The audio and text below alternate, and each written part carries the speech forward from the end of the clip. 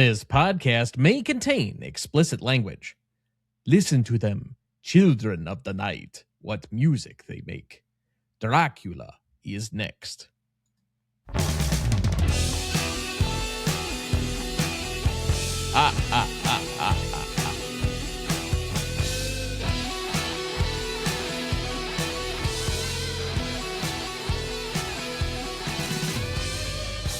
Welcome to the Greatest Movie of All Time podcast, the show that uses a unique grading style to redefine what the greatest movies are. I'm Tom Duncan. And I am Van Helsing. Wow. You were doing so much better at your Renfield impression, and then you decide to go with Van Helsing. Okay, this is starting off great. Yes. We almost have one spit take off camera. All right, tonight for our 298th episode, we discuss the monster horror classic Dracula from 1931, celebrating its 95th anniversary, directed by Todd Browning, written by Garrett Fort, cinematography by Carl Freund, music, I guess after the fact, by Philip Glass. It was not done at the time because there was no musical score for this movie when it was made and originally released.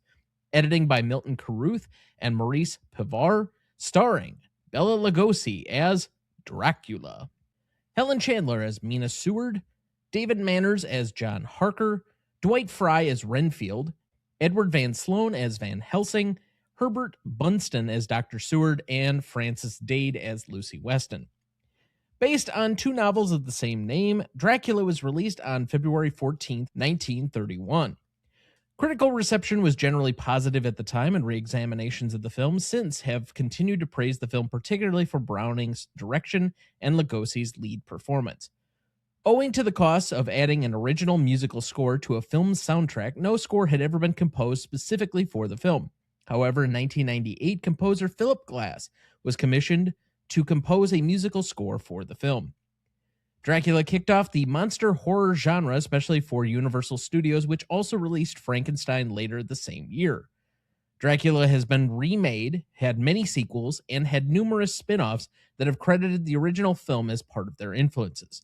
It has also been recognized by the American Film Institute on the following lists: for AFI's 100 Years, 100 Thrills at number 85, AFI's 100 Years, 100 Heroes and Villains at number 33, Count Dracula as a villain. In 2005, AFI's 100 Years, 100 Movie Quotes, it was listed as the number 83 quote of all time, with Count Dracula, "Listen to them, children of the night, what music they make." And in 2000, Dracula was selected by the Library of Congress for preservation in the National Film Registry. Dracula currently holds a 96% among critics on Rotten Tomatoes, a 71 score on Metacritic, and a 3.6 out of 5 on Letterboxd. So, we of course cannot do this ourselves, so we welcome back our returning celebrity guest, the host and creator of Shea Cinema, and a Cinema Legacy Poll contributor, making her 7th appearance on the show to date. The sassy lass from Las Vegas, please welcome back Sara Shea.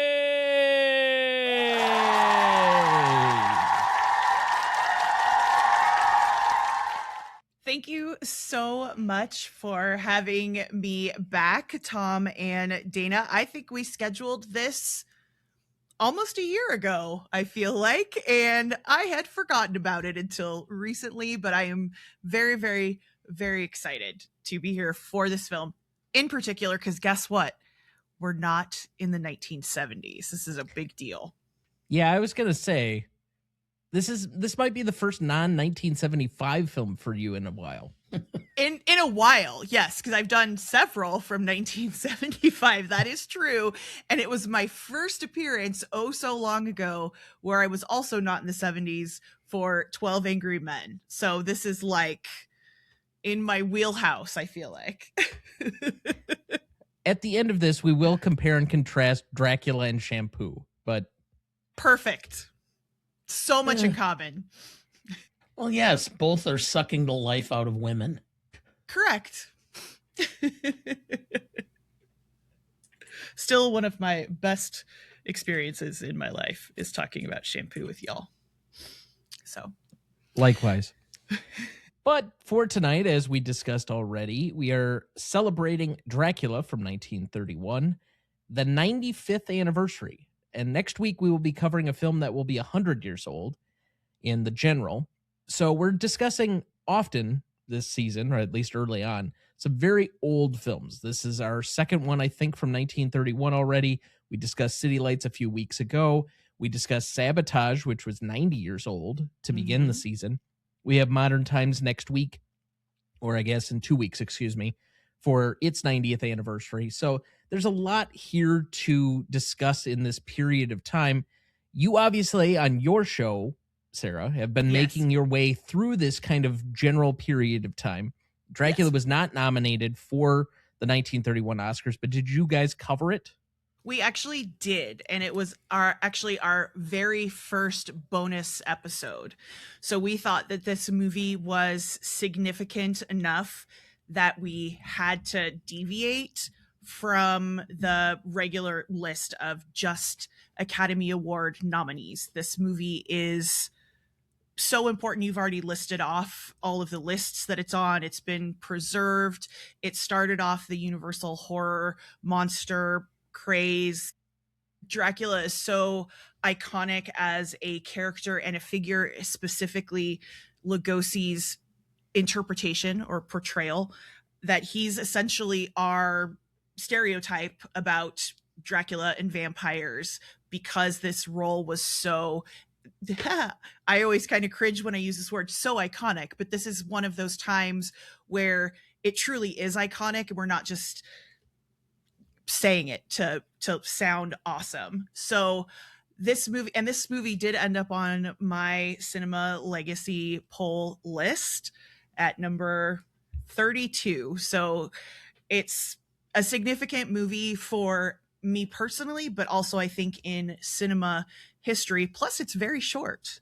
It's very easy to digest because it's not like 3 hours long or even 2 hours long. It's 70 minutes or something like that. So this was our very first bonus episode, which then we realized we were going to keep doing bonus episodes. And now season 6, which we've been doing for about 8 years now, has the most bonus episodes, but also we've taken some significant time off, and we're trying to get back into providing those episodes online. Eventually I will get to that. Has the one that I recorded for you come out yet? No. Trust me, I will let you know. So when I joked on the episode that it would be coming out about May or June, that was probably accurate? Maybe. I mean, we recorded after New Year's, right? Yeah. So it's about already a month been ago. It's been about a month, yeah. So it'll be soon. This school year has been an unexpected stress for me and free time, and my child is doing all kinds of extracurricular activities. I think I told you. How dare she? I know, doing important things and having a life and a career, and I have to drive her everywhere, which I do not mind at all. Children's ambition. Gal. Yeah, Dana. Well, see, here's where you're wrong. I didn't have a whole lot of ambition as a child. No, I'd offer him to do things like, hey, I'll put you in basketball camp. Nah, I don't like practicing. I just like to play. You're never going to play unless you practice. Whatever. That's a pretty standard kid thing to say. I didn't like practice. I mean, we're not talking about games. We're talking about practice. Thank you, We're not Alan. talking about games. We're talking about practice. Yes. Anyway, now that I've worked Allen Iverson into the conversation. Dad, what's your history with Dracula as a whole, as the story, maybe even this movie? What are your impressions, or what has this meant to you over time? All right. I had to go back in the recesses of my mind. Did you have to dust off the shelves? More or less. I saw this film when I was in 3rd grade and went to a sleepover at a classmate's birthday party. and they had Dracula, Frankenstein, and Bride of Frankenstein on. I'm like, after Dracula, and then I got through about Frankenstein, and then I got about 2 minutes into Bride of Frankenstein. I'm like,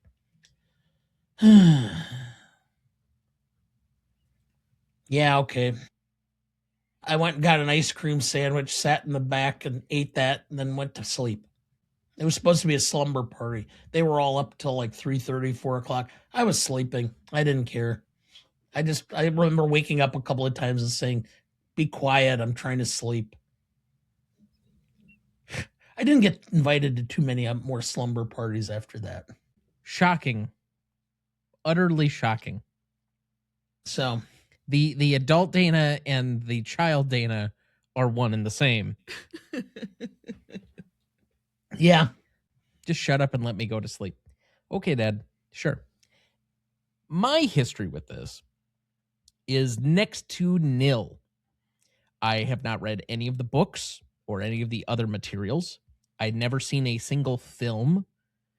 I tangentially know because some of the characters are overlaid or like have been part of popular culture, such as we had the Renfield movie a couple of years ago, so I knew that he was a character in this. I had no idea what that character was, and I didn't watch that movie, but I knew about it.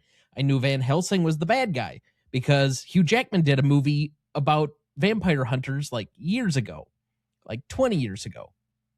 But I didn't know anything about Van Helsing.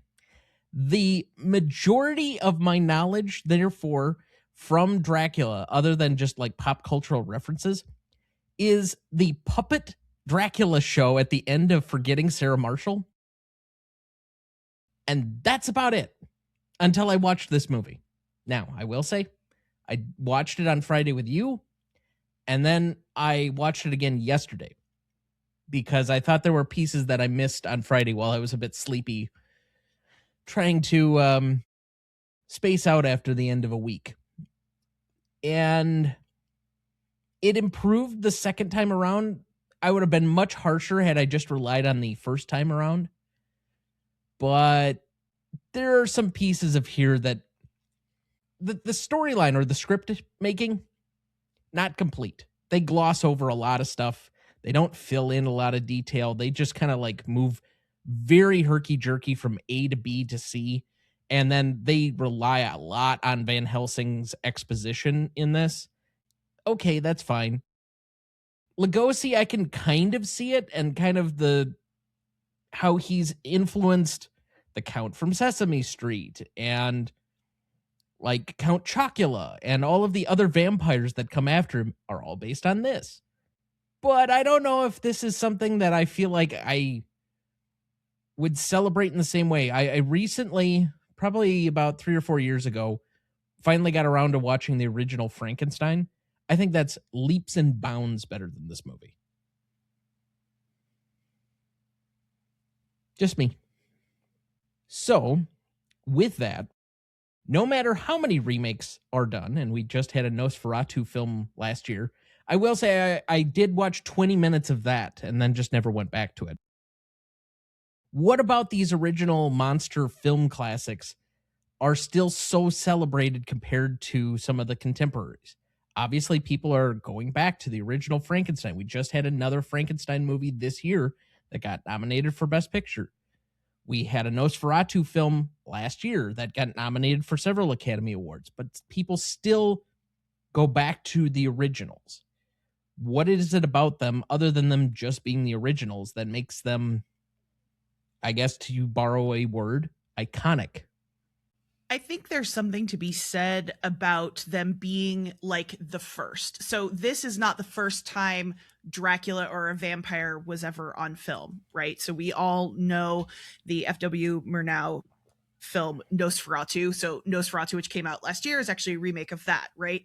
And Nosferatu was not even supposed to exist still, right? Everything was supposed to be destroyed because of copyright infringement, even though they changed all the names of all of the characters from Bram Stoker's original novel, blah, blah, blah, blah, blah.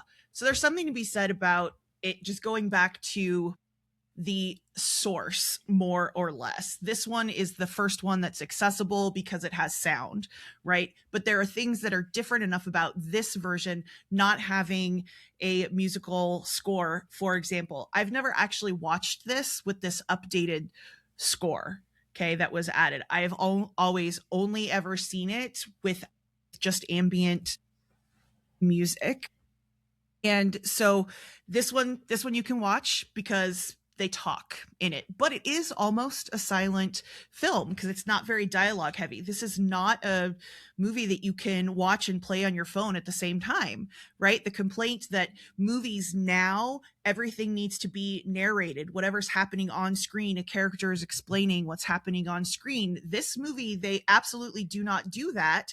And if you are not looking at the screen, you are missing out on things that are happening, on character development, on the plot moving forward. So why wouldn't you go back to this? The expectation is that you as an audience member were going to be watching, but you also were not being treated like an idiot, right? And because of the way filmmaking was, again, part of the problem with this film is the sound is not great. There's not music, but the print that still exists of the sound is not very good. They've done great preservation on the actual way that it looks visually. Sound is not good, but the idea behind Dracula, as well as Frankenstein, is the ideas that are part of the plot is what is scary, not necessarily what you are seeing on screen, right? So we don't have the sort of explicit stuff that we expect nowadays. This remake of Frankenstein I deeply enjoyed it. I know the novel very well. I love the original. This one is very explicit. It's really graphic in terms of some of the things that it shows. But the idea of Frankenstein, he's digging up dead bodies, sewing them back together to create life, is gross. It's really, really gross. Dracula is exactly the same way. This man coming and sucking people's blood, and Renfield as his little sidekick eating bugs because he's in this sort of limbo state where he cannot become a full vampire, right? These things are talked about and they're really horrifying if you truly think about it. And that often is more compelling.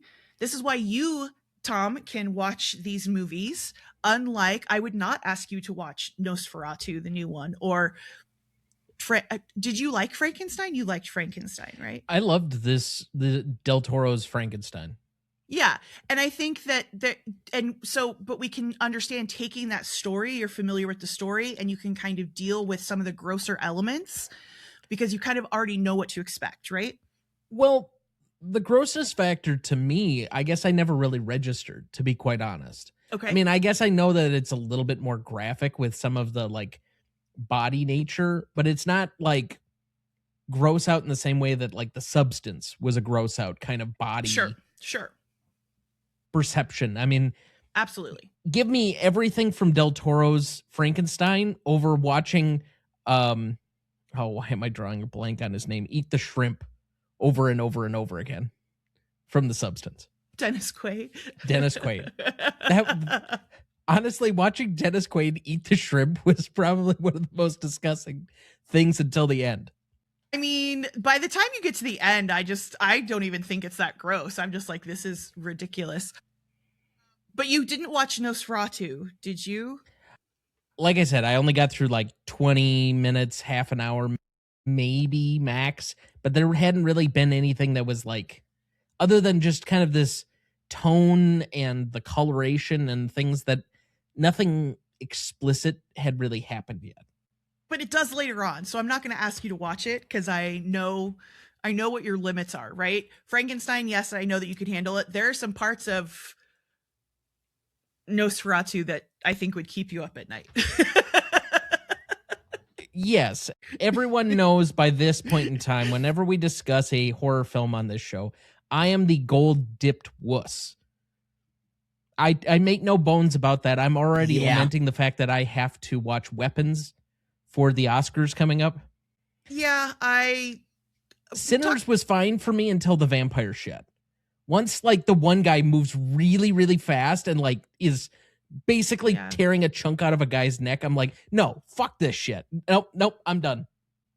So I turned it off and I haven't returned to it. Yeah.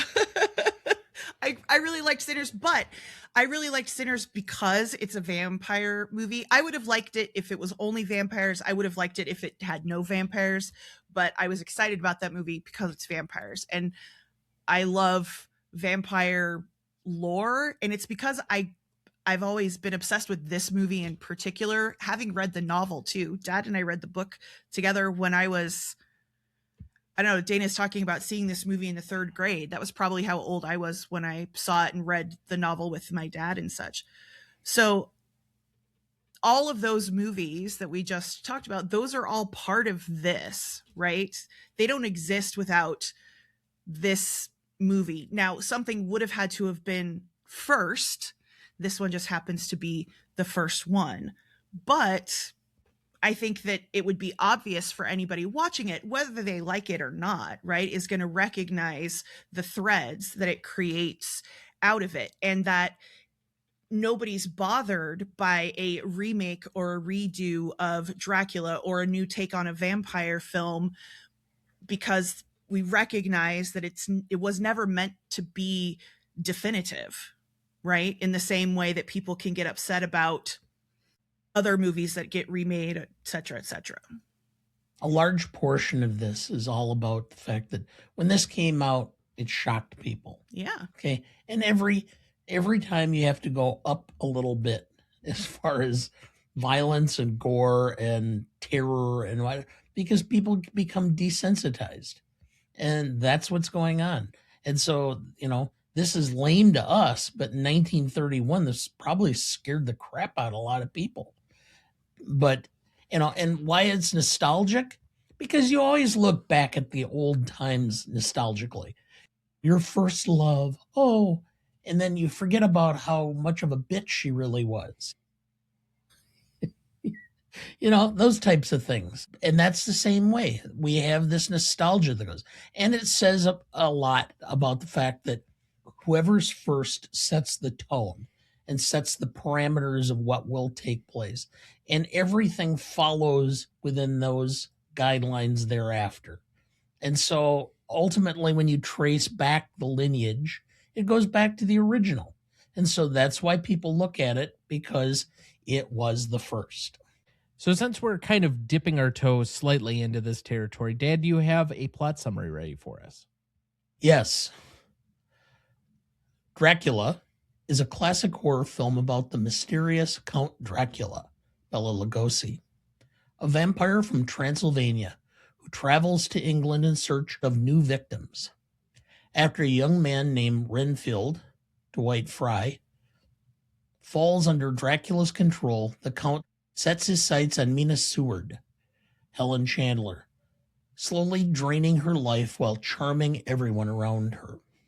As Mina grows weaker, her fiancé, John Harker, David Manners, teams up with the wise and determined Professor Van Helsing, Edward von Sloan, who realizes Dracula's true nature.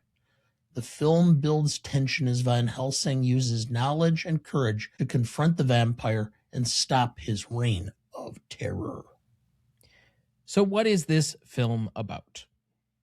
Well, other than the true monster story, it's really a critique of Victorian sexuality. That's what it was. Okay. Well, then you guys would probably know better than I, as you're more read during this period of time. I simply said, every woman is susceptible to a blood-sucking man. That's true. Yeah, pretty much every man in some way is sucking the life out of a woman. Well, I mean, if you think about the way that Lucy reacts to Dracula, right? They meet and she is instantly just like, oh, okay, yes, I want to know more. She does nothing to stop him. She is absolutely enticed. Part of that's probably his undue influence over her, but he is a formidable figure, and we are both fascinated and repelled by things outside of our accepted little box, whatever that is, social mores, etiquette, whatever it is. And so it's very explicitly, we can draw a parallel or a comparison to sexuality, sex, all of that type of stuff. Dracula's been called a bisexual nightmare because he doesn't care about your gender. He's going to feast on men and women alike. And the intimacy that the story requires, right, of getting close enough to your victim brings all of that to light. Ever notice anything? I mean, it's the ultimate bad boy, but Yes. you think about it. Lugosi's character with the upturned collar and the black, and then think about the leather jacket with the upturn from the 50s, the bad boy, whether it Absolutely. be James Dean or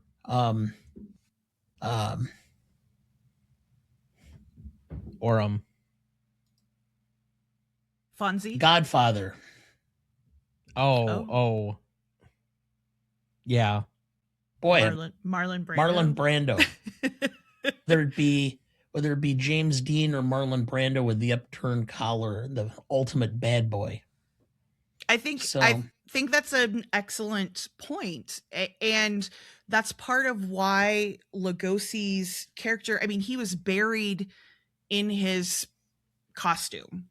Okay. He only played actual Dracula twice, in this film and then in Abbott and Costello Meet Frankenstein. He had portrayed vampires in other movies, but he only portrayed Dracula twice. And so the costuming is just as important as every other component. And the popped collar, I mean, he's so prim and proper. That's why he's scary, right? So he is a bad boy, but he is so polite and refined, right? He is not scary in the sense that, like, he projects, right, his badness, okay, other than he makes us feel uncomfortable. So Dana, I think you are right. That's a mirroring, right, of his costuming that is significant.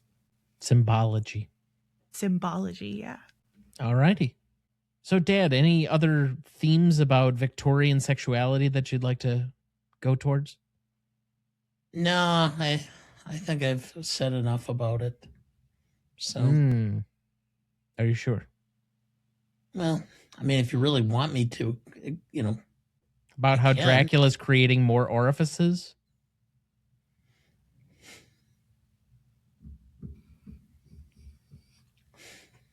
The true oral.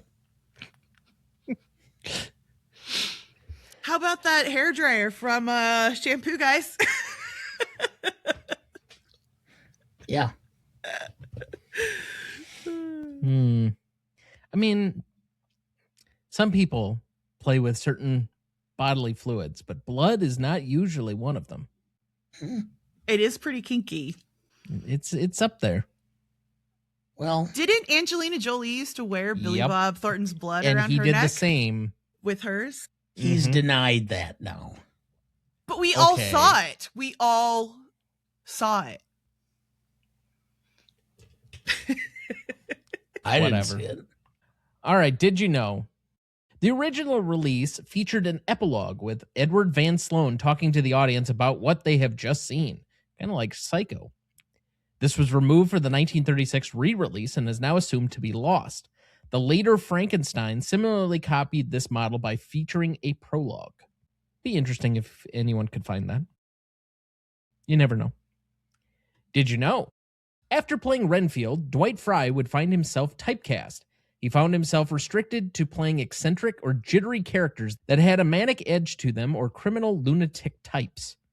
I wonder why. Anyway, did you know? Among the living creatures seen in Dracula's castle in Transylvania are opossums, armadillos, and an insect known as the Jerusalem cricket. I won't say the Latin name here because I will just butcher it. This insect was common in Southern California, which may explain its cameo in the film. The inclusion of armadillos was due to the fact that armadillos had occasionally been seen digging in graveyards, which led to the mistaken belief that they would dig their way into coffins and eat the cadavers. I don't know if that helps explain your query while we were watching the film. Why are there armadillos in Hungary? But there you go. Did you know when Bela Lugosi died in 1956, he was buried wearing one of his many black silk capes, but not the one that he wore in Dracula. This one was put on auction by his son Bela Lugosi Jr. in 2011, the starting bid being set at $1.2 million. It failed to sell. Later in November 2019, the family donated it to the Academy Museum of Motion Pictures, where it is being restored as of February 2020. It will be put on display along with an exclusive collection of prestigious and priceless Golden Age of Hollywood star props and artifacts. It ought to be noted that there was a persisting yet untrue rumor that being buried in one of his vampire capes was Lugosi's dying wish, when, in fact, it was decided by Bela Lugosi Jr. and his mother, Lugosi's ex-wife, Lillian Arch. The Lugosi family has long corroborated these facts to be accurate. Did you know? The innkeeper, played by Michael Visseroff, says to Renfield in front of the inn, "The driver, he is afraid. Walpurgis night." This is an anglicized form of the German Walpurgisnacht, which is the eve of St. Walpurgis, the evening of April 30th, also known as May Eve, the eve of May Day. This night is one of several during the year in which supernatural beings of various kinds roam at large, according to the traditional superstitions of various regions. So, if you are one of those that really loves Halloween, here's your opportunity. Now, April 30th can also be Halloween 2. Electric Boogaloo. There you go. Did you know cinematographer Carl Freund achieved the effect of Dracula's hypnotic stare by aiming 2 pencil lights into actor Bela Lugosi's eyes? He is also, during the course of this film, never seen blinking, if you really look. But that looks like a good spot for our first break. We'll be right back. Before we jump back into the episode, next week for our 299th episode, we welcome back 5-time club member Sarah Duncan to discuss the silent comedy classic The General from 1926, celebrating its 100th anniversary, written and directed by Buster Keaton and Clyde Bruckman, with Al Boasberg and Charles Smith. Cinematography by Devereaux Jennings and Bert Haynes, music by William Perry, editing by Buster Keaton and Sherman Kell, starring Buster Keaton and Marion Mack. You won't want to miss that one, so watch ahead of the show by searching the Real Good app to find where it's streaming for you. That's REELGOOD. Before we get too much further, let's check in with our guest, Sarah. What are you working on and where can people find you? So, working on getting our own show back on track. Our next episode will be 42nd Street with our friend Clarissa Beckstead. And then we have an episode with you, Tom, coming up as well. Our last film review of the season on Little Women. So that will be coming out very, very soon. Not months from now, but very soon. Other than that, I've been guesting on other shows. Looking forward to stuff in the future, planning already to do actually The Bride on Movies and Us, so the remake of The Bride of Frankenstein. And I got to talk to them about Frankenstein, the remake as well. So everything that I do basically has to do with all of these original monster movies. So that's what I'm doing. Unless you're talking about hair dryers. Unless I'm talking about hair dryers. Yes. Fair enough. Now, did you finish your foray through all of the Little Women remakes? I have not yet watched the Greta Gerwig version, but I have watched several, which you had suggested that I do. So I watched the one from the 1990s with Winona Ryder and stuff. Loved it. Absolutely loved it. Started to actually like Joe a little bit. Watched a version that was like a mini series that had Maya Hawke as Joe. Absolutely loved that version. And then there's the Greta Gerwig one, and there was another one that I think that I had found that I was going to watch as well. But I automatically loved all of the other versions more. And I think that I might not like Katharine Hepburn as much as I thought.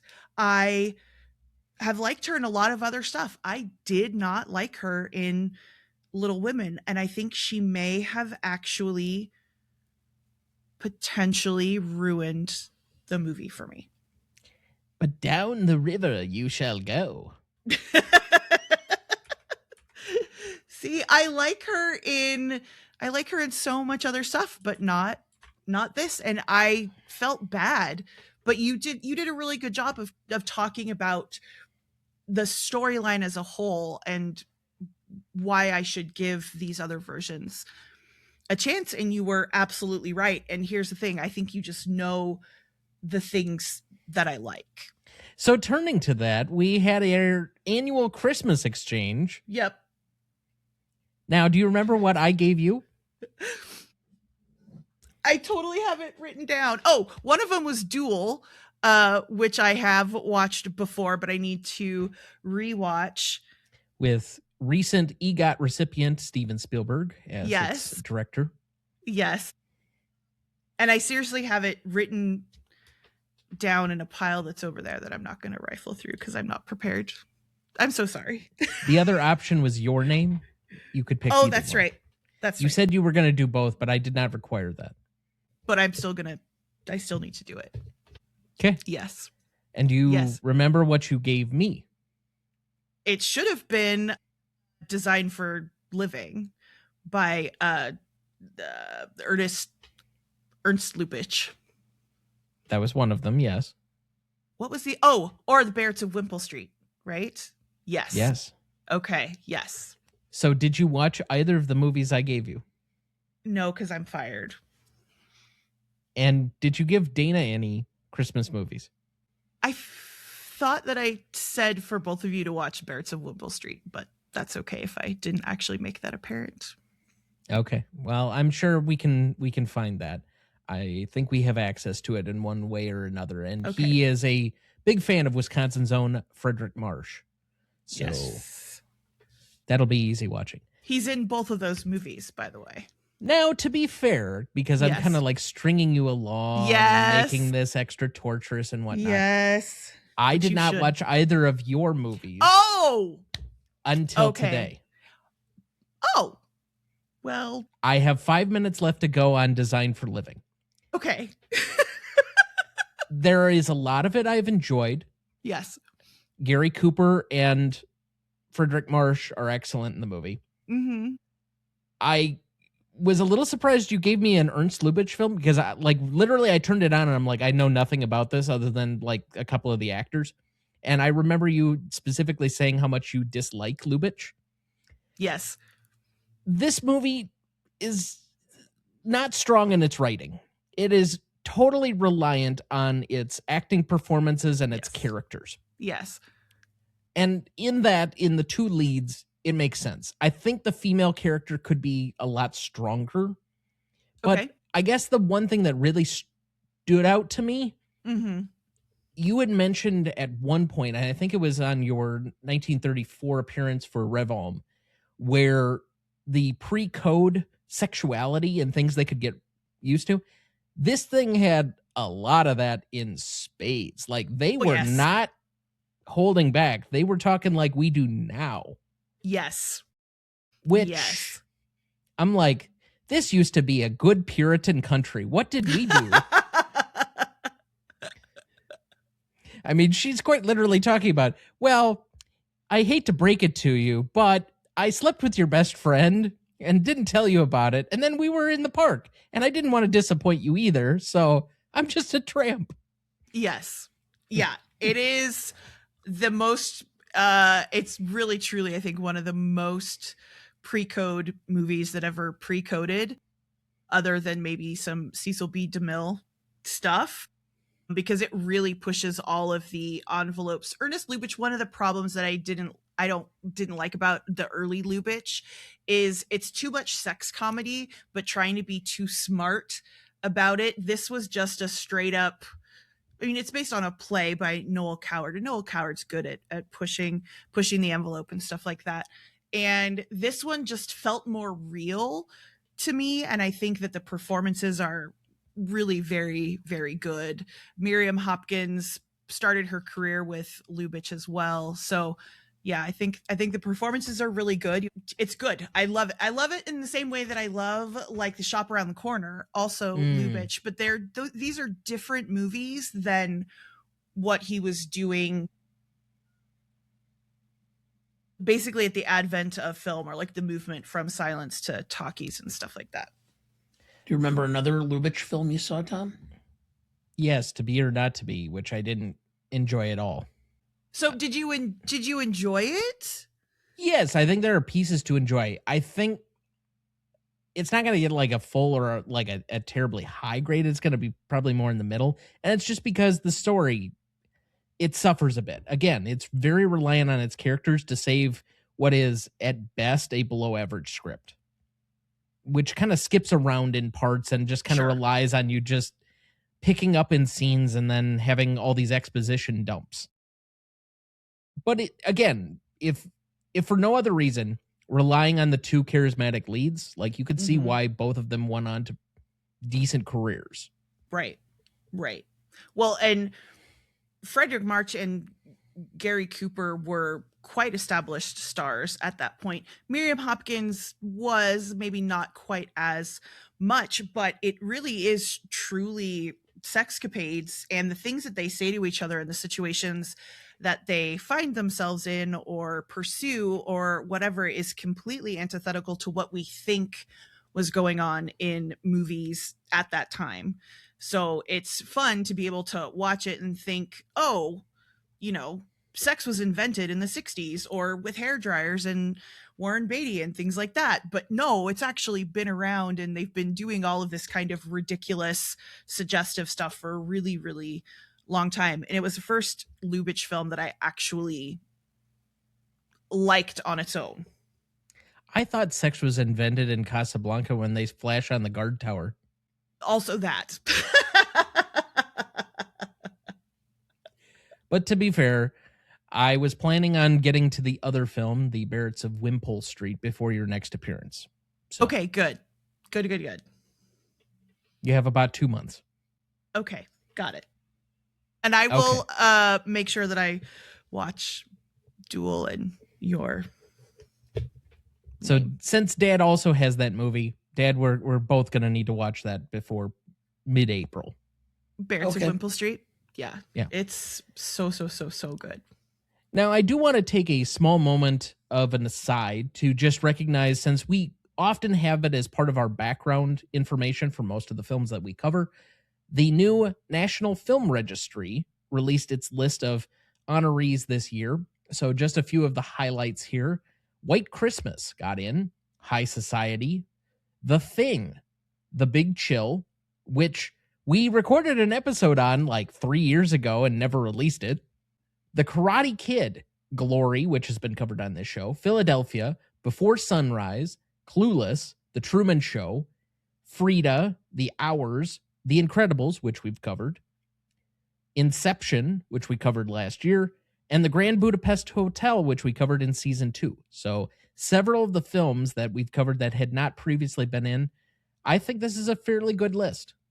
So congratulations to all of those films and all of the people that were directly responsible for them in being recognized in the National Film Registry.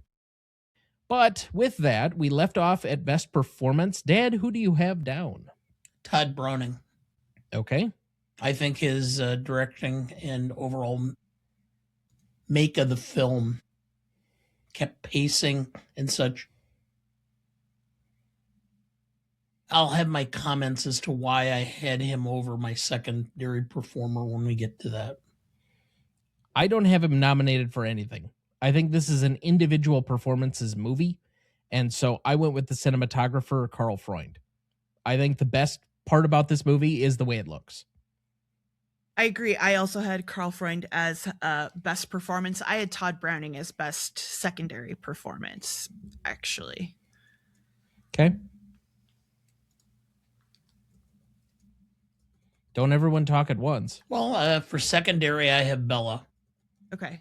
Although the reason I couldn't go any higher than secondary is because Most of the time, all he does is stare into the camera. Yeah, that's a fair point. And I think Tom, you essentially said it. One of the best things about this movie is the way that it looks, right? And most of that is cinematography.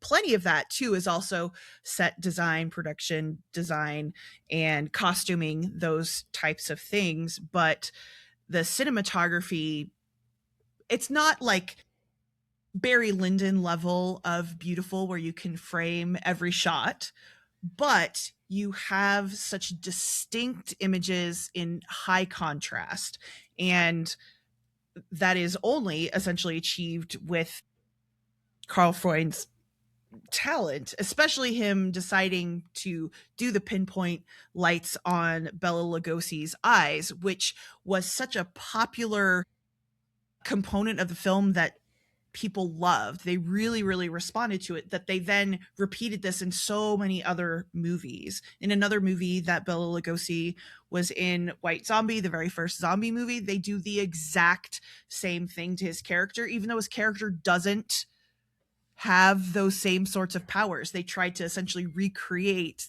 the same look for him as a completely different character. So it's those decisions are so fundamental in why this film is successful and effective. Well, to kind of stay on Bela for a moment, he had played this character apparently on stage and was really trying hard to get this part for the film. Yes. To the point of, I think he basically worked for next to nothing to be in this part. Mm-hmm. And I think in a way, the rest of them in some ways kind of knew this is somewhat of a B movie, a silly movie. They don't take it too seriously. Lugosi is like taking it uber seriously the entire film. Yes. That is the one credit. I mean, to be fair, my history with Bela Lugosi is Glenn or Glenda, and now this. So, like, the difference between the two, and if you want to listen to my episode on Glenn or Glenda, you can find it. I am not particularly kind to Bela in that review. But when you're high on heroin all the time, what can you expect? What is it with Hungarians and being high on heroin? I don't know. Anyway, I don't know. I have to give him some credit because I find him to be charismatic in this film. So I put him forward for that because the intensity with which he plays it, I think, still pops off. And usually when they flash specifically onto his face and they do the facial close-ups, I think it is arresting in what you want the film to be. And it's part of the few parts where I think the movie excels outside of just simply the cinematography, although I think that's part of why that works. But my best secondary performer is another actor who I thought took this adequately seriously, although he plays it in such an over-the-top fashion that it's kind of comedic in the way that it's done, but it doesn't feel phoned in like a lot of the other characters in this movie. And I went with the character of Renfield and Dwight Frye, because I think, if anything, the only other notable character in this movie to me was Renfield because of the way that this is played and the eccentricities that's about all of these other things. Everybody else is like stock central casting. And I can't tell you, I do not want to hear this sound again for quite some time now, having watched this film twice in about 3 or 4 days. Mina. Good God, do you say anything else, John Harker?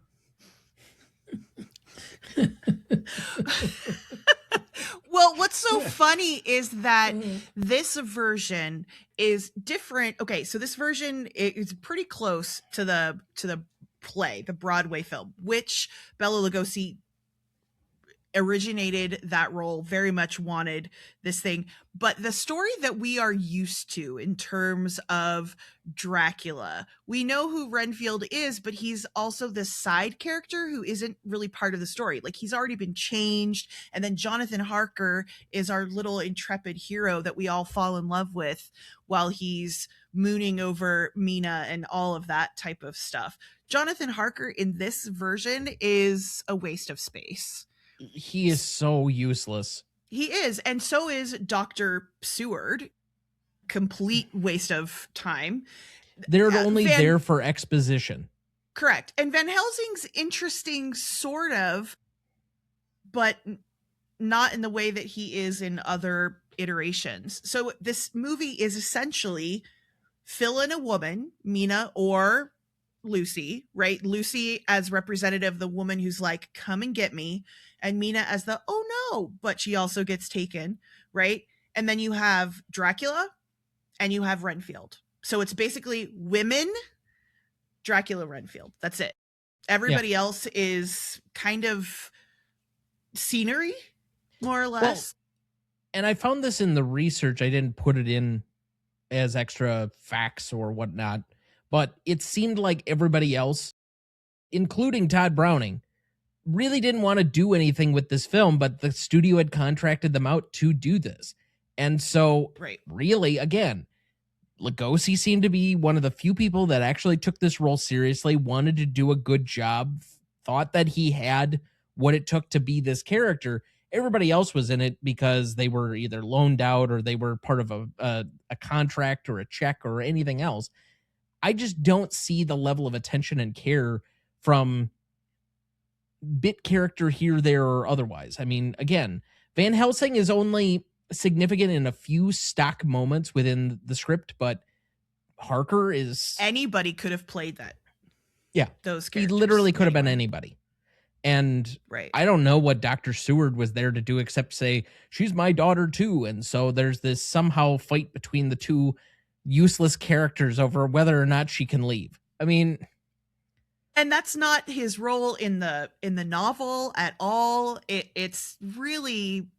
The version that Francis Ford Coppola did in the 90s is pretty close to the novel in terms of the way things are set up and the characters. And Dr. Seward is also like on heroin and all of that type of stuff.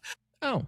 So but Renfield is one of his patients, and the asylum is next to Carfax Abbey, which is where Dracula. Show me the Carfax. Yes, where Dracula is going to be. So all these locations are set up perfectly to assist the story, but these characters kind of suck in this movie.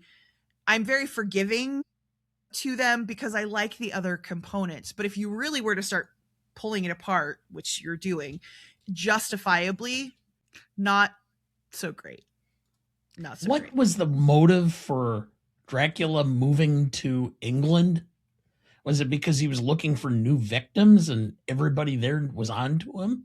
Dana, my dad asked the same question for our episode, and he was like, what's the deal? Why did he go? And my thought was, at the beginning of this film, Renfield is going off to find Dracula, and everybody's like, don't go over there, right? Bad stuff is going to happen. So everybody knows, I guess, that Dracula does what he does. And it's not necessary. I mean, maybe he's run out of actual bodies, but my thought is people are doing all of the things to make themselves not available, right? All of the garlic and not going out at night. So more victims, I think. I mean, it's hard to run out of potential victims. How many contractors work for Trump Towers? I was going to say, maybe he was driven out of Austria-Hungary by their version of ICE. He could have been exiled. Potentially. But he would have been, I mean, he's hundreds of years old, so he's been there longer than everybody else, right? Okay.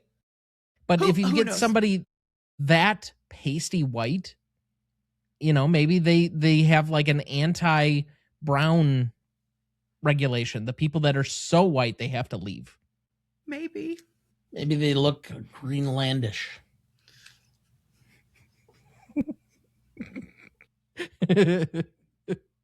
What were we talking about? Most charismatic? Is that what we're discussing? Yes. I think I'm the only one that has nominated anyone so far. It is. I also had Dwight Frye as most charismatic. I went with Helen Chandler just because I thought she was nice looking and She occasionally kind of looked like she could kind of act. Wow. Low bar. Yeah, I know. All right, let's move to best scene then.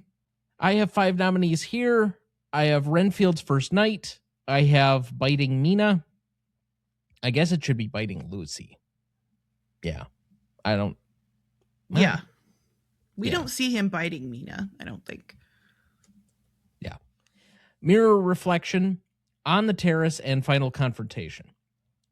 Now, what did I miss? On the terrace, can you clarify that a teeny bit more? It's that scene where she seems like she's fine and she's out there with John, and then she tries to attack him, except then the crucifix is out and Yeah. Okay. Yeah. I was going to say Renfield's first night, that's such a big, long succession of things. Like, I'm more meaning when he gets to the castle up through the point where basically he becomes the slave. Where the brides show up. Yeah. And Dracula says, stay away. Yeah. Yeah. The scene with the I don't drink wine all the way to there. Okay. I don't drink wine. For me, I think probably it's Renfield's first night, because it's the whole setup of meeting that character. I actually really love the opening sequence. Don't go there, right? And if Renfield had been like, okay, then there wouldn't be a movie, right? Roll credits. If all he had done is listen, and that's such a horror trope, right? That don't go do the thing, I'm gonna go do the thing. So I really, really like that scene, which I consider kind of part of this thing. But for me, I think it would have to be Renfield's first night. Without this first night, without setting it up that Dracula is creepy, that he doesn't drink wine, that Renfield hurts his finger, that Renfield is fundamentally a different person, right? Yeah, Dwight Frye was typecast, but he is a prim and proper gentleman when he shows up at the castle, and he is an absolute nutcase the next time that we see him. So for me, that's the best scene. It sets up everything else.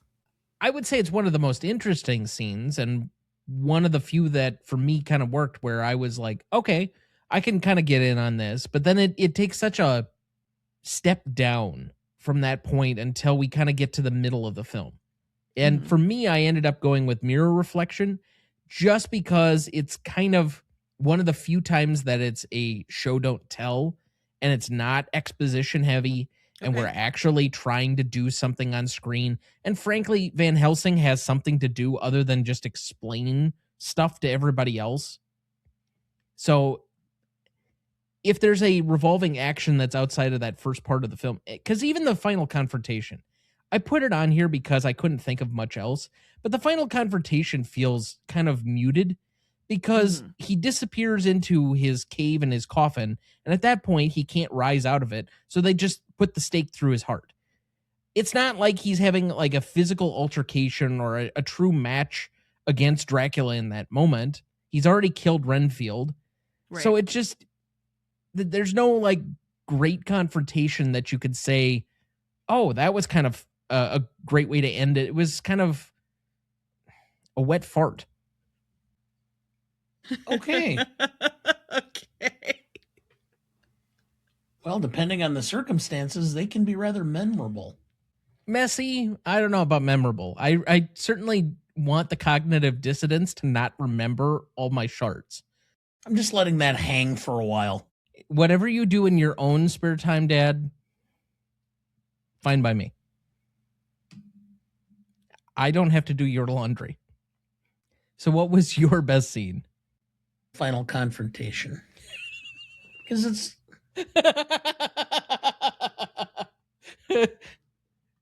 Okay.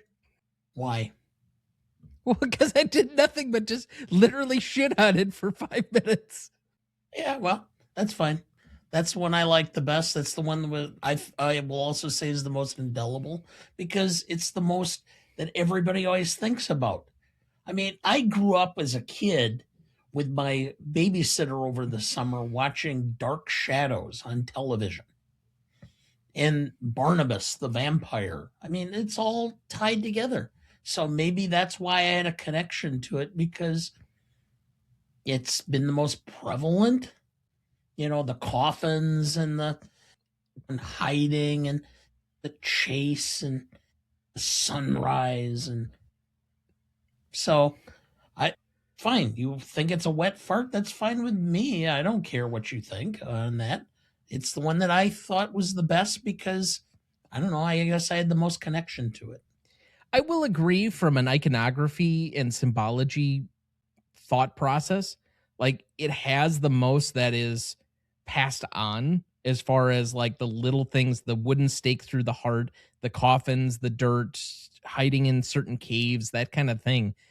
Like, it is the most indelible moment for me, but because it was so muted, I'm like, well, all right, fine.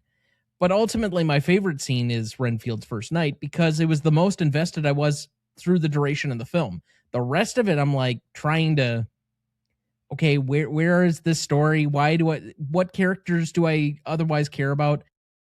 I think Sarah's probably right. There are 4 characters to probably invest in this entire movie. I don't know. I like the guard from the asylum. Oh, stock central casting British accent guy. Yes, of course. Blimey. What do you really think of him, Tom? He's just so cliche. So, of course. My favorite scene is actually going to be the arrival of the ship, the Vestra.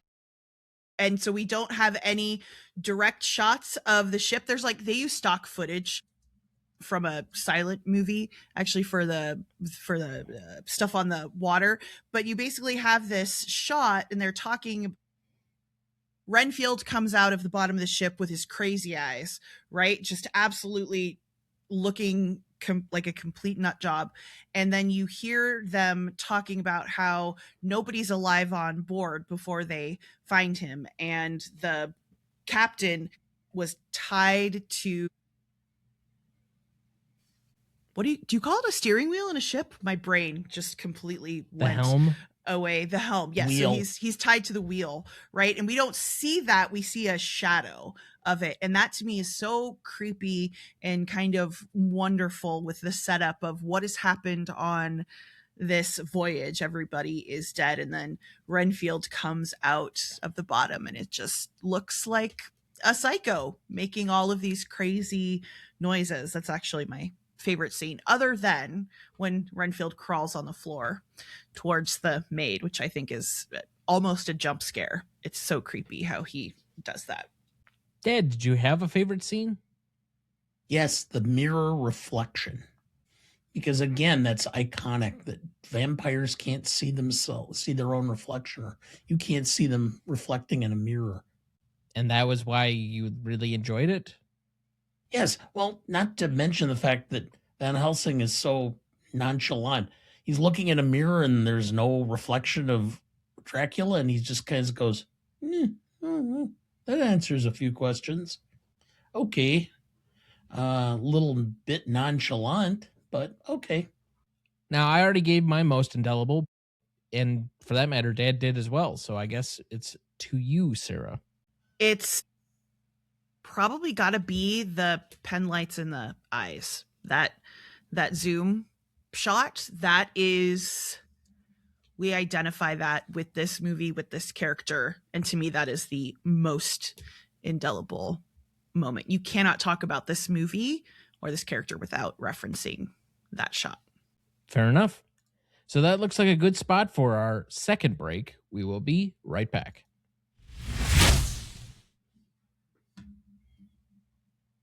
Before we jump back into the episode, and before we get to the Stanley Rubric in a minute, if you're ever curious about our master greatest movies of all time list that is every graded movie we've ever discussed on the show, there's a link in the episode description of every episode of this show, or you can go to RonnieDuncanStudios.com and find it as the top entry on the greatest movie of all time podcast show page. That has the grades we've done so far for all 267 movies we've graded, and we continue to add more each week. Make sure to check that out as we go and follow along. Dad, do we have anyone to remember this week? Yes. James Mingo Lewis, 72, American percussionist and drummer. Santana Aldi Miola and the Tubes. Woody King Jr., 88, American theater director, founder of the New Federal Theater. Yvonne Lime, 90, American actress. I Was a Teenage Werewolf, The Rainmaker, Father Knows Best. Floyd Vivino, 74, American actor, Good Morning Vietnam, Crazy People. Mr. Wonderful, comedian and television host. Demond Wilson, 79, American actor, Sanford and Son, The New Odd Couple, Me and the Kid. And Catherine O'Hara, 71, Canadian-American actress, Schitt's Creek, Beetlejuice, Home Alone, Emmy winner, 1982 and 2019. Now, my only relationship to anyone on this list is really through Catherine O'Hara. I didn't grow up on Home Alone and Beetlejuice in the way that many kids of my era probably did, especially those that are maybe even a couple of years older than me, that they enjoyed that kind of macabre sentimentality and really enjoyed some of those movies that were maybe a little bit ahead of my time. But it's hard to deny the cultural impact of Schitt's Creek and her renaissance, as well as what that show did for just general culture or pop culture about maybe 10 years ago, where she just kind of came back into vogue. And then she was appearing in like Capital One commercials, and she would pop up occasionally on The Studio, and just these random parts that we got to really celebrate her as an actress again after that role that obviously she pioneered and ended up winning another Emmy for. So with that, I think the outpouring this week has been quite profuse. I would assume both of you have some thoughts on Catherine O'Hara and would like to share as well. I mean, for me, the first thing that I ever saw her in was Home Alone, which came out when I was a kid. So for a long time, I just thought of her as Kevin's mom. I didn't get into Schitt's Creek until within the last couple of years, when Andrew really said, like, you need to watch this. And then I made sure that I watched it and then loved it and cried through it. But honestly, the stuff that I like her in the most, I know people love her in Beetlejuice. That's fine, whatever. Not a movie that I love. It's fine. I really actually love her in the Christopher Guest movies. I think that's where she truly shines. You can see her range as an actress. I feel like a lot of Moira Rose as a character is her kind of pulling together all of these different characters that she did in Christopher Guest movies, because she played such a diverse number of characters, from very sweet and innocent to almost villainous to over the top to subdued. And I love basically anything that she has done in those collaborations. I think that's where she is cream of the crop. Moira Rose, great. Schitt's Creek, great. But that work for me is where I like her best. I grew up watching her on Saturday afternoons in syndication on Second City Television out of Canada. Mm-hmm. She was on there with John Candy, Eugene Levy, Joe Flaherty, Andrea Martin, Dave Thomas, Rick Moranis, Harold Ramis, Martin Short. All were on that show. And it was a sketch comedy show. That's where I really got to know her and that whole group. And loved it. Was a big fan. Anything they were in thereafter. But I grew up also on Sanford and Son with Demond Wilson playing Lamont, Red Fox's son on the show. Really enjoyed watching that show as a kid. Thought it was funny. Loved Red Fox. Actually got one of Red Fox's comedy albums when I was a kid. Let's just say that it was nothing like the character he played on the television show. it was much more, let's just say his name may be red, but his comedy was very blue. And my dad heard it and said, "Oh, I'm not sure you should be listening to that." And I played it for him, and then he kind of just was laughing and then kind of ignored it. That sounds like your dad, yeah. Yeah. So, anyway, I have some ties. And quite frankly, one of my favorite songs in the 80s was She's a Beauty by The Tubes. James Lewis was the drummer, I believe, on that album. And I had that on vinyl. 1981 or 82, I think. And so we remember these here fondly for their contributions to the arts, with a moment of silence in their honor.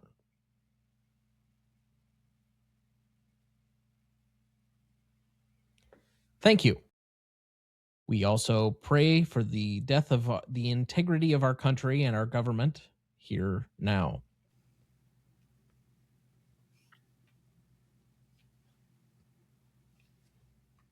Well, that went over well. Okay. Everybody's in the audience is probably going, is he making a joke or... Well, I did promise when we did put in our, let's say, break from character a couple of weeks ago that we were not going to hold back anymore. I mean, it's no secret that we're a, let's say, liberal-oriented podcast due to the views of its two primary hosts. I just really don't feel like hiding it under a bushel. I'm going to let my little light shine.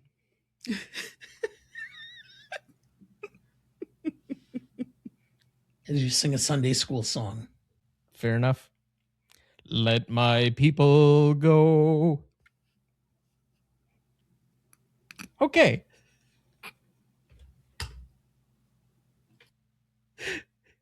Are you dry heaving? In What's going on over in the there? category of Tom humoring himself. Well, I'm often pleasuring myself, so.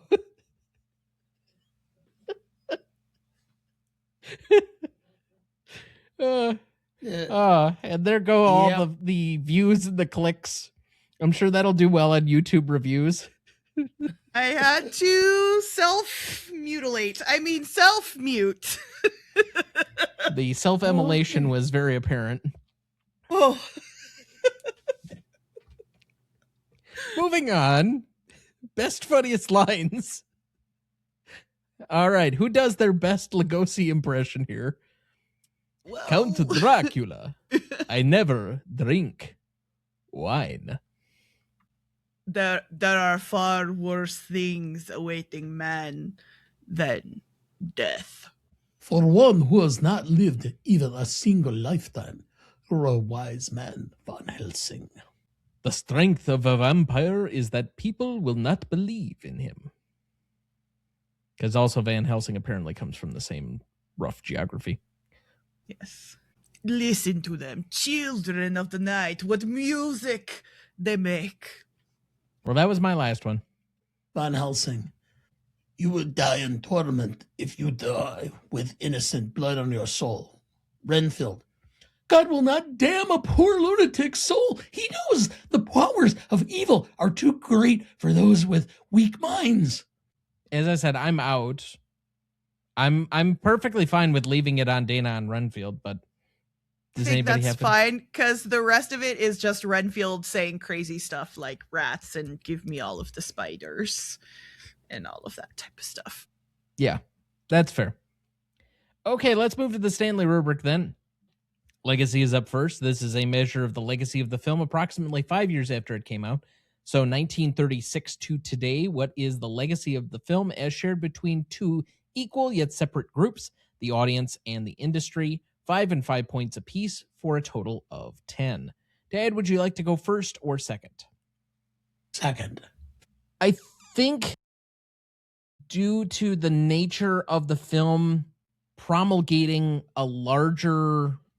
All right, let's put it on this front. First off, there's how many different sequels, remakes, spin-offs, and other things of this story and the rest of it that you could say is somewhat predicated on the basis of this film. We can start from that standpoint already and say that that's probably worthy of at least a 4. But when you also have a lot of people directly crediting this with being the birth of the horror genre for Hollywood, it's going to be really hard to argue it's not a full 5 on the industry. As far as the legacy, I think it has a lot of name brand recognition.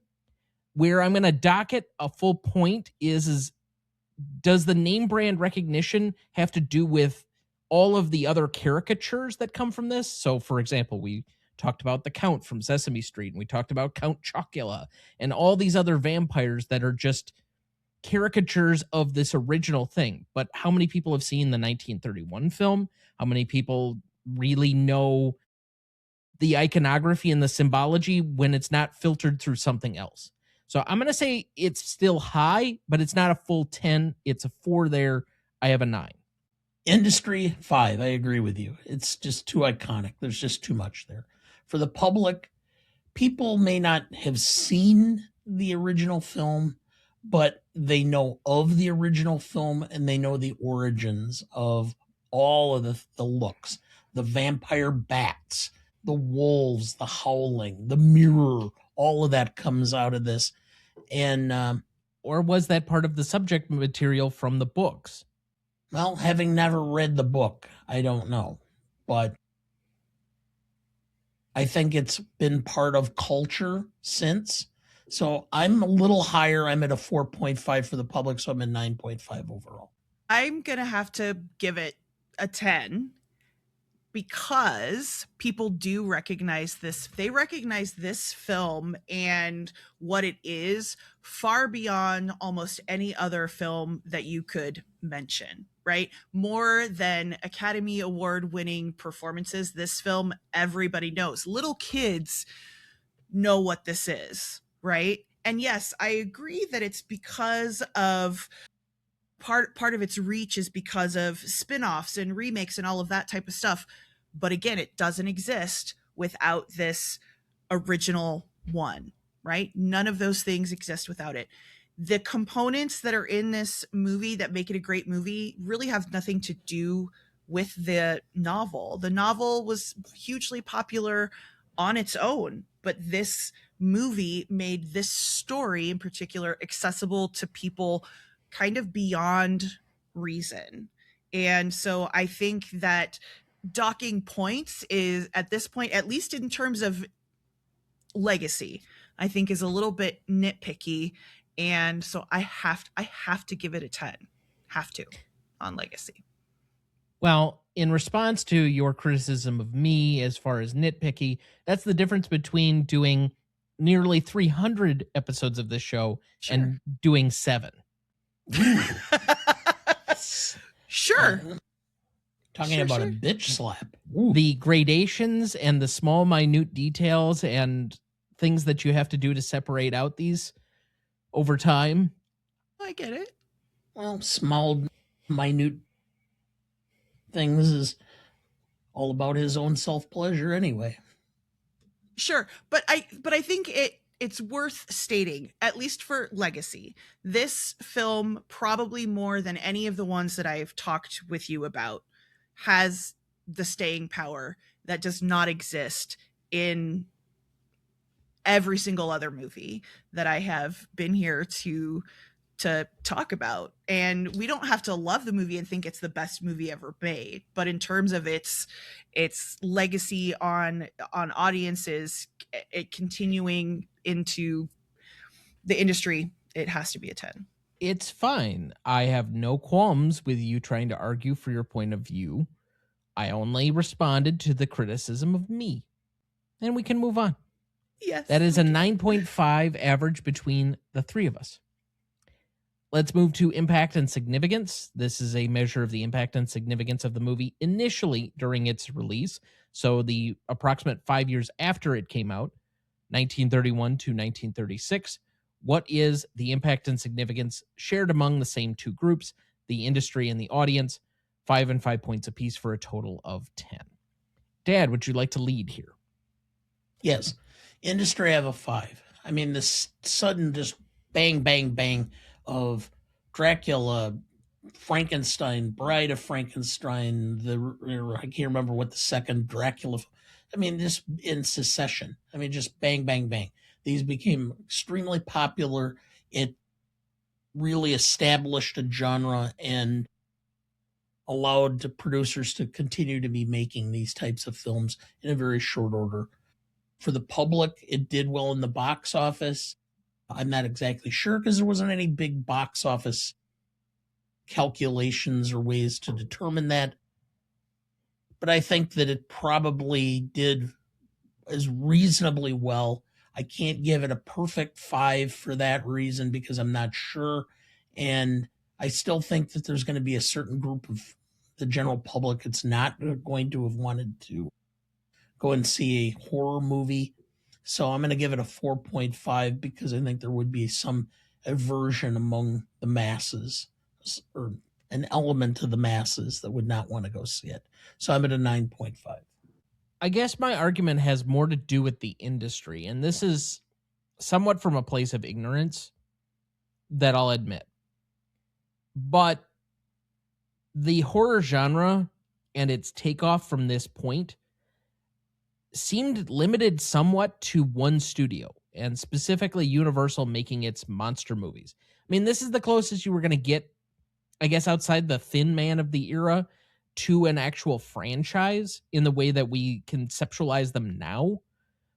But that being said, there was still a lot of space in between some of these films where Bela Lugosi did not come back to reprise the role very much, if at all.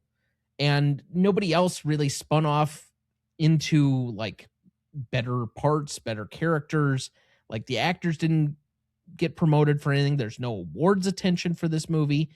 It was bankable, but I don't think from an industry perspective, I'm going to give it any higher than a 4 there. What I will say is from what I know of the box office of this moment, it seemed like Frankenstein was the best performing film of that year, and Dracula wasn't that far behind. So I think these were commercial successes, which is why I'm going to end up at a 4.5 there for an 8.5. So I'm giving it a 10 for this as well. Again, I know more about this era and the fact that in terms of the filmmaking that was going on immediate success, they filmed a Spanish language version of this at the same time, like they did it at night, because they knew that it was going to be successful. While you don't have breakout stars in this film the way that you do with, say, Frankenstein and Boris Karloff, things like that, even though Bela Lugosi doesn't portray Dracula, except for this movie and Abbott and Costello Meet Frankenstein, he still has all of these components from this portrayal that go into essentially every other role that he has in film for the rest of his career. It's such a defining role for him, and people knew that they could make money off of him. Pretty much every other film that he is in at this time pays homage to this specific role. They were guaranteed to make money. And yes, they started branching off and doing these other Universal monster stuff, but Universal wasn't the only studio making horror films at the time. They're just the ones that we remember. And the fact that like the Universal monsters stretch out over the decades. You don't even have Creature from the Black Lagoon until the 50s, right? So you don't have the Wolfman until the 40s, that type of stuff. There's a reason it started with Dracula and Frankenstein in close succession. And then it just becomes this sort of frenzy where they keep recreating it, even though it's maybe not necessarily just this specific franchise. It created a phenomenon essentially at that time. You would have to consider also Dr. Jekyll and Mr. Hyde, The Mummy. Yep. All these were done in the 30s and early 40s. Right. And other than Dr. Jekyll, I think being done maybe like the year before, right? Very popular, but Dracula was kind of the one that changed it all. So in terms of, yeah, sure. Are we talking about the Tracy version? No, the Frederick March version. Okay. Because the only one I've ever seen is Spencer Tracy from So the late 30s. Frederick March actually won an Academy Award for his portrayal in Dr. Jekyll and Mr. Hyde. So in terms of the impact and significance, again, we're talking about that initial 5 years, right? So sure, there are going to be people who don't go see a horror movie. There are going to be people who don't go see any sort of movie.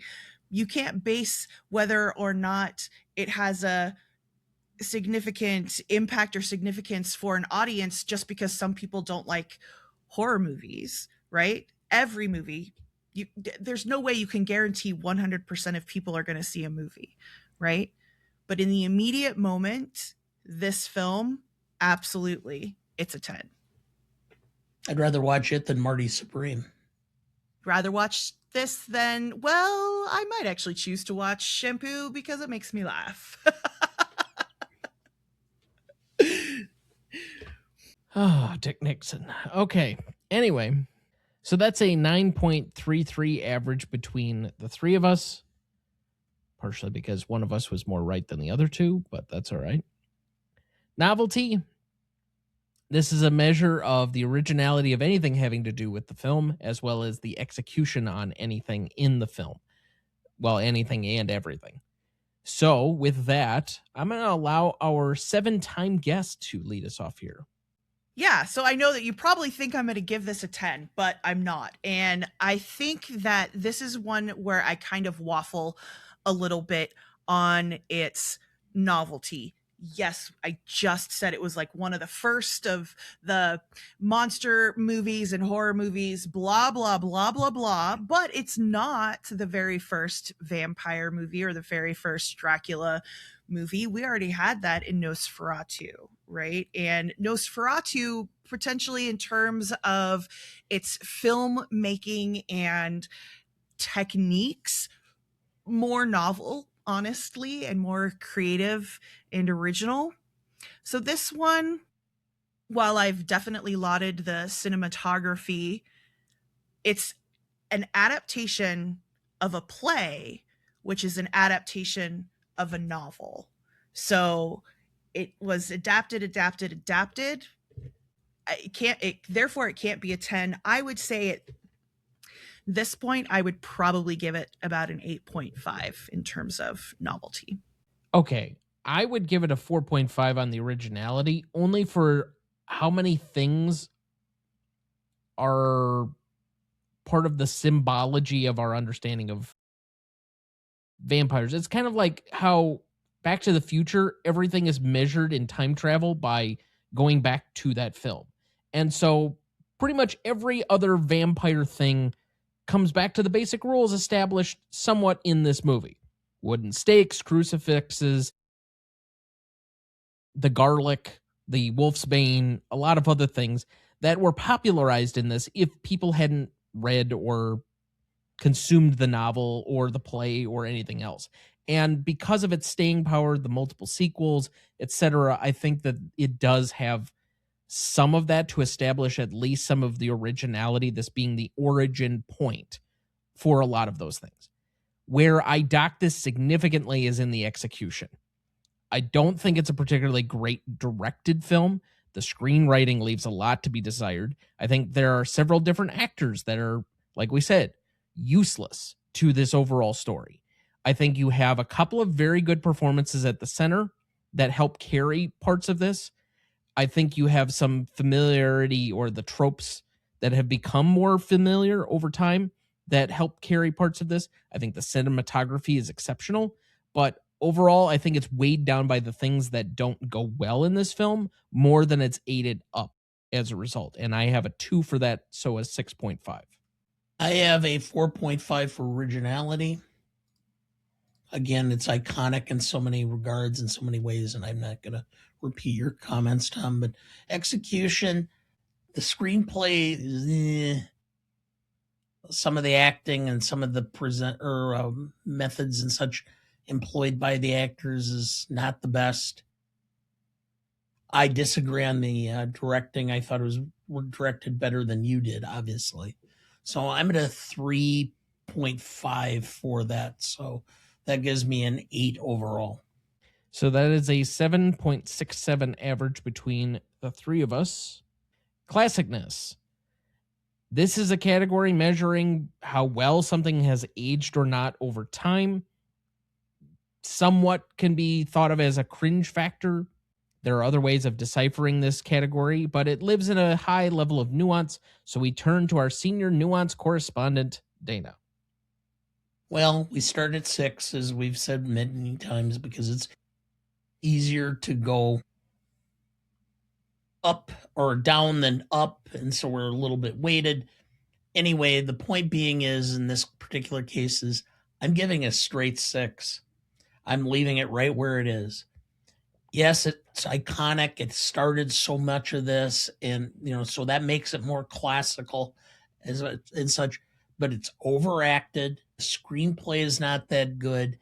It doesn't hold up that well. It's not scary per se, in large part, because we become desensitized to horror to the most part. It wasn't anything revolutionary. I'm not even going to go to the whole point of, the male saviors of all the damsels in distress, because it's a period piece based upon a story. But yeah, so I'm going to go stay right where it is, 6. Okay, I will mirror some of your same comments, but I'm going to subtract points for a lot of those. It's cheesy. We have criticized comedies for the jokes not being funny anymore. If something is not horrific and it is a horror genre film, it's got to get knocked down a little bit for it. The special effects in this are laughably bad. The storytelling is not good.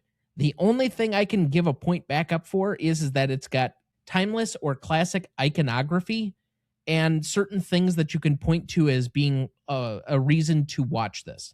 So ultimately, I end up at a 4.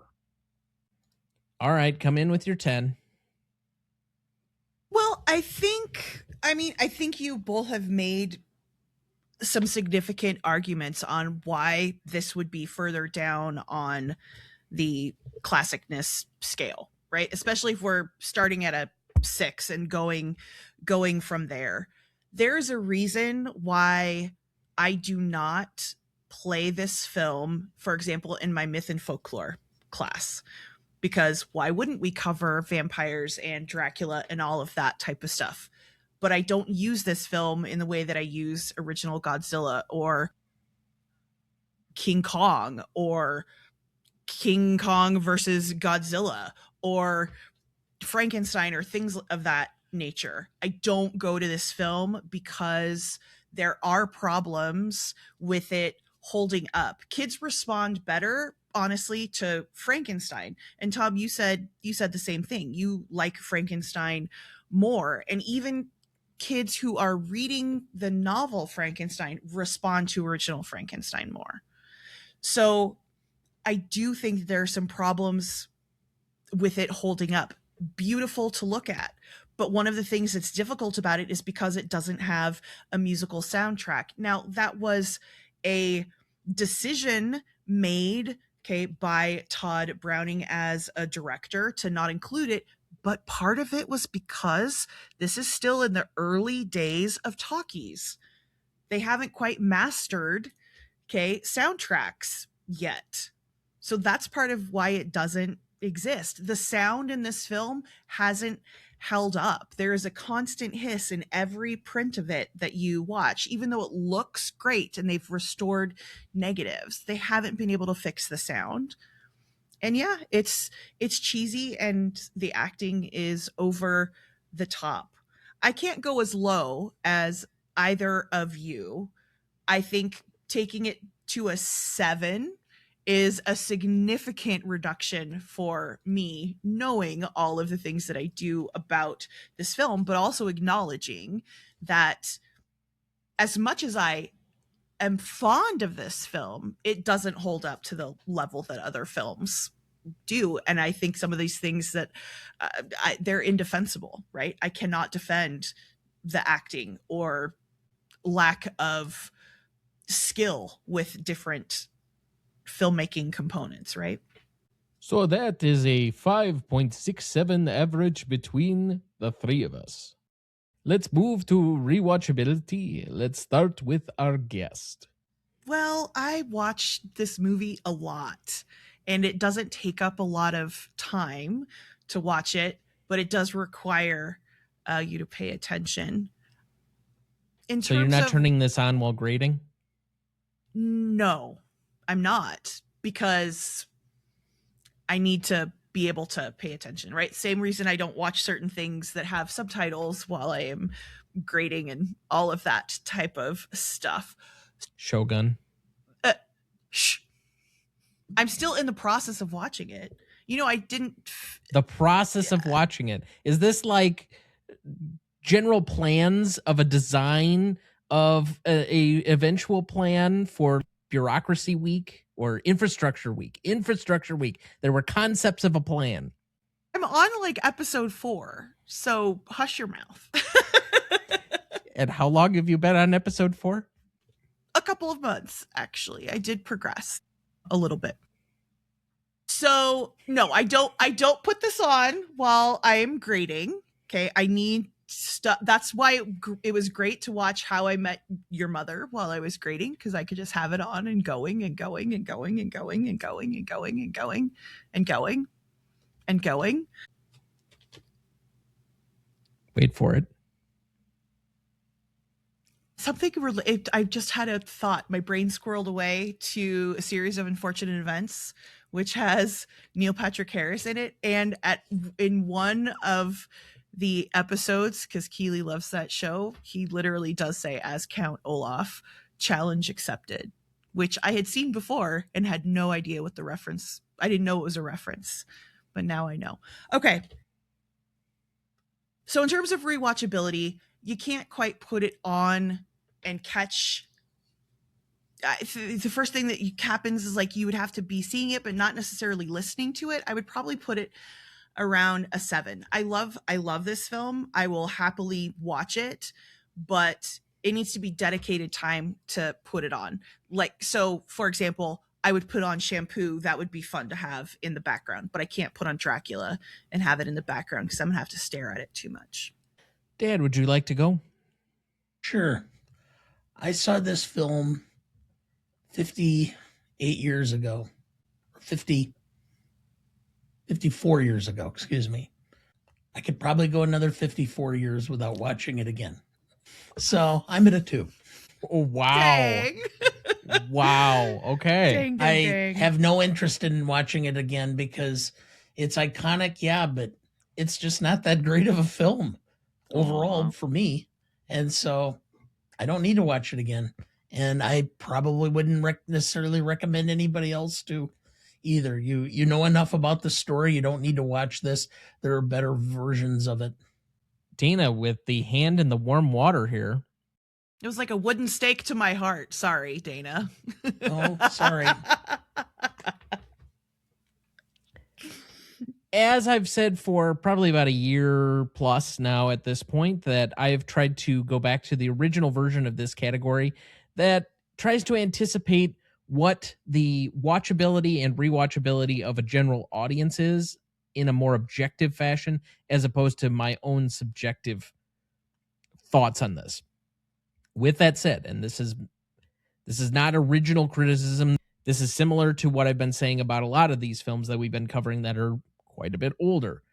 Old, black and white, cheesy acting, the special effects are bad, it's a bit slow. All of these things would weigh against it. Now, last week, as maybe a little bit of a pushback on me, Adam seemed to indicate that I was describing more watchability than rewatchability, and I think that's a little bit fair. So from that standpoint, if you can get somebody introduced to the watchability, I think the runtime helps a little bit. I think there are a couple of decent performances that would you be able to convince somebody to watch it again, especially if they enjoy this kind of thing to begin with, at least as like a starting point? I think it's a little bit higher, but I don't think it's like terribly, terribly high. So with that, I'm going to go with a 4.5. And so that is going to average out to a 4.5 between the three of us. As for audience score on this one, we had a 91% for Google users and an 82% for Rotten Tomato users, giving us an 8.65. So to repeat the categories, we had a 9.5 for Legacy, a 9.33 for Impact and Significance, a 7.67 for Novelty, a 5.67 for Classicness, a 4.5 for Rewatchability, and an 8.65 for audience score, giving us a final total of... I hit the wrong drum one. I'm leaving that in. 45.32, and currently placing it on our list at number 154 between Magnolia and Little Miss Sunshine, which we only covered 3 weeks ago. Yes. You dragged it up into the kind of middle zone of the list. I'm proud of that one. Where did we Because rank? originally my projections would have had it in the mid 200s. Okay. Where did we put Shampoo? I don't remember. Shampoo. It's got to be in the low 200s. There are currently 268 films on the list. Any guess as to where Shampoo is? 260. Too bad it can't be at 269. 250. It is currently 266. Wow. What are the only movies that are below it? You want to take a guess? The Room. Well, that's a guarantee. It's going to be hard to get past The Room without being truly terrible. Okay. I wouldn't... Cimarron, eventually. I don't know. What? Cimarron will make a run for its money. The greatest, the greatest show on earth. Ding. Wow. Victory, which has been a punching bag on this show, is above Shampoo. Really? Ugh. I mean, I would definitely watch Shampoo over many films. By the way, all four of those films are the only ones we've covered to not have a score above 32. Wow. So, yeah. Yeah. Therefore, ching. It's perfect. Yes, you should definitely leave that in. We all make mistakes. That was perfect, though. But as usual, if you have anything to say about our commentary, if you have good, bad, or negative reviews, please find us at greatestalltimemoviepodcast@gmail.com. You can find us on our socials at Gmode Podcast, wherever you have social media, or you can find us at our email, greatestalltimemoviepodcast@gmail.com. Our website is ronnieduncanstudios.com/Gmode Podcast. Let's move to remaining questions, of which there are many because the story leaves a lot to be desired here. What's next for Mina and John other than him just like calling out to her? I swear that's got to be like something sexual between the two of them because it was annoying.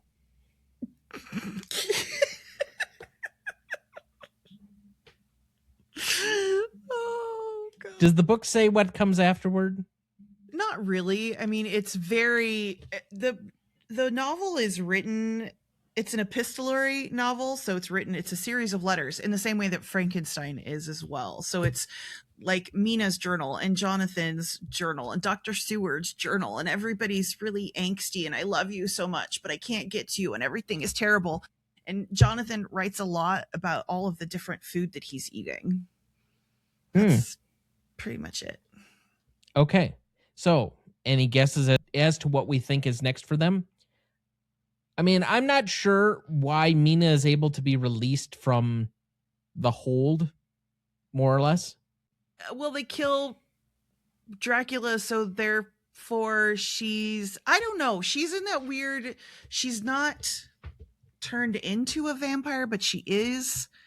Well, if only biting someone is what turns them into a vampire, I thought, even though we don't explicitly see it, that she was bitten. I mean, it does say that she had the 2 new orifices. So I don't know. Why is she not a vampire? It doesn't make much sense to me. Deus ex machina. Just, you got to Okay. accept it and let it go. I mean, these are plot holes, right, that we don't necessarily get to fill in, which is why this movie doesn't have 10s across the board. Maybe we just need to have a vampire expert on to interpret this stuff. Yeah, let's do that. Well, we could reach out to our former guest who was like very horror centric, the guy that was on for our Jaws revisit. And I think he would either have connections for us or would be willing to come in and talk to us about all of this stuff. What happens to the others that Dracula turned? They all, Like, I would assume they either had to be killed because we had to drive the stake through like 3 of them. But are anybody else released from the hold? Like, if Renfield had survived, would he have been released? I mean, what do you think about Renfield getting thrown down the stairs? It's kind of sad. His little body just Okay. goes boop, boop, boop. Here's the thing. Other than the people in the immediate moment, I think we're supposed to assume that everybody else is dead. That there isn't anybody that he's turned that is still functioning, right? I mean, I guess. I don't know. So Van Helsing just puts himself out of a job. Well, eventually everybody has to retire, including you. Yeah, sure. About the time you put me in the coffin. That's by your choice. Sure. Anyway. Okay, I've exhausted my questions. There's too many plot holes, and I don't think you could ever truly get them answered. There's more components for this stuff in the novel, but this movie does not address all of the components in the novel. So, And frankly, if we explored all of them, it turns into a 2-hour movie, and I don't think I need that. no, you don't need that. Not this version, anyway. Okay. So, if there are no more remaining questions, Sarah, thank you for being back with us again for your 7th appearance. You are currently scheduled to be back with us for The Public Enemy in April. We'll have to polish up our Cagney impressions until then. But please remind the people again what you're working on and where they can find you. Yeah, so my show is Shea Cinema, which I do with my own father. We are watching and reviewing every film nominated for the Academy Award for Best Picture. We are in the towards the end of our 6th season, which coincides with the 6th Academy Award. So we are at the end of 1933 right now, and we will continue forward. If we live long enough, we need to get bitten by Dracula so that we could become current and eventually do the 2026 awards. But we have like 90 other seasons to get through. So we need to start doing an episode a day, I guess, so that we could catch up. I would just take an edited episode a week. Just to get back to a weekly schedule. That would also be a great idea, Thomas. But you can find me on social media at Shea Cinema on Instagram, Threads. I have an account on X. I never go there. It's too overwhelming. I have an account on Letterboxd. I forget that it exists. I'm an old. I need to, get to editing things. Maybe things will come out before we all end up at Michigan together, right? That'll be a goal. Yeah, that's the goal. Perfect. Now, I did want to follow up on last week where we mentioned that Dana now has a Letterboxd account. It's at Dana W. Duncan 63 if you want to follow him for any of his content. I will say Andrew was already poking fun at you yesterday because you apparently put a review for Butterfly, the short film in a completely different movie by the same name. Oh, well, that's a mistake. So I then know. I'll have to go and fix it. So just So that okay. you're trying to figure all of this stuff out. So that's fine. If he wants to, poke at me, that's whatever. Okay. But like I said, he is now on Letterboxd if you want to follow him there. We're also now on Threads if you want to follow us there.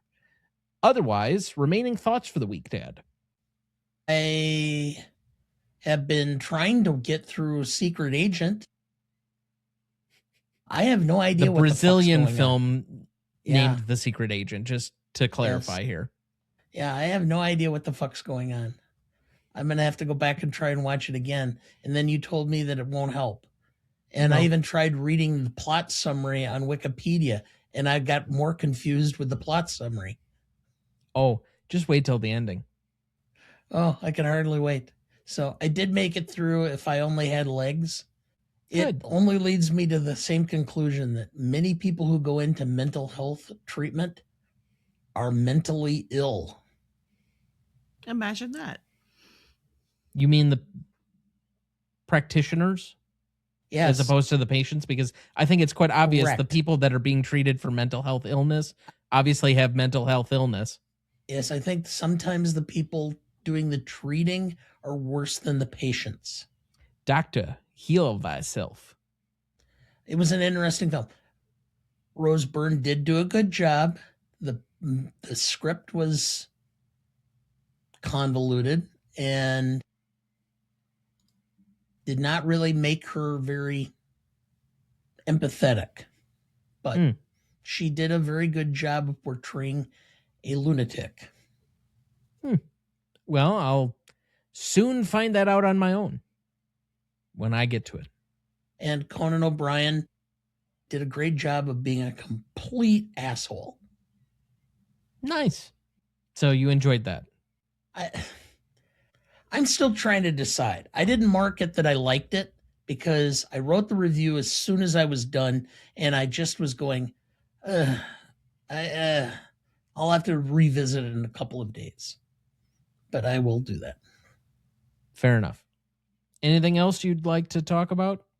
Nope. I'm good. Okay. We'll just gloss over the Mel Brooks documentary and we'll move on. Well, anyway, that's in and of itself.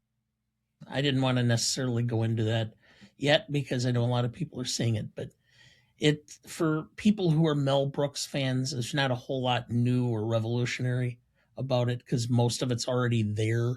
I knew most of the stuff in it, but still, it was a great presentation, and to see the level of impact Mel's had on culture and not just the United States, but worldwide is amazing.